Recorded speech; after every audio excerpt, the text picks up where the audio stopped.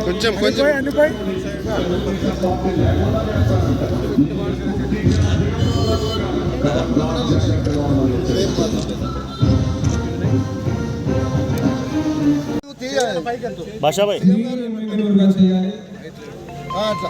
ముఖ్యమంత్రి వర్యులు నారా చంద్రబాబు నాయుడు గారి నాయకత్వంలో కూటమి ప్రభుత్వం అధికారంలోకి వచ్చిన తర్వాత ఇక్కడ చూస్తే మీరు ఆర్టీసీ బస్ స్టాండ్ గతంలో కీర్తిశేషులు నా తండ్రి బివి మోహన్ రెడ్డి గారు ఆ టైంలో అభివృద్ధి తప్ప అదే రకంగా ఏ ఒక్క మొక్క నాటినా ఏ ఒక్క మంచి కార్యక్రమం చేసినా కూడా తెలుగుదేశం ప్రభుత్వం కూటమి ప్రభుత్వ హయాంలో జరిగింది తప్ప ఎక్కడ కూడా ఇంతవరకు ఏ ఒక్క పిడికెడు మనీ వేసిన పాపన పోయే ప్రభుత్వం.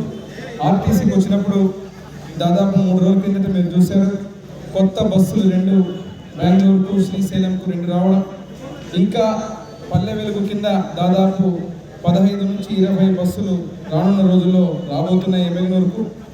ఈ యొక్క ఆర్టీసీ బస్ స్టాండ్ యొక్క పరిసరాలు కూడా మీరు చూస్తే కనీసం ఇక్కడ శుద్ధంగా పెట్టాలనే ధ్యాస లేనటువంటి పరిస్థితిలో నిన్ననే ఆర్టీసీ డిఎం గారు మేమందరూ రివ్యూ చేస్తే శానిటేషన్ కార్యక్రమం మొత్తం శుభ్రం చేసి బ్రహ్మాండంగా శుద్ధిగా పెట్టడం జరిగింది.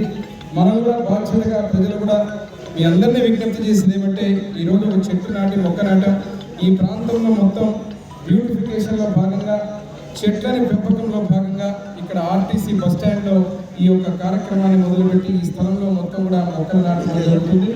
అదేవిధంగా ఎక్కడ ఏది చేయాలో అదే చేసేది.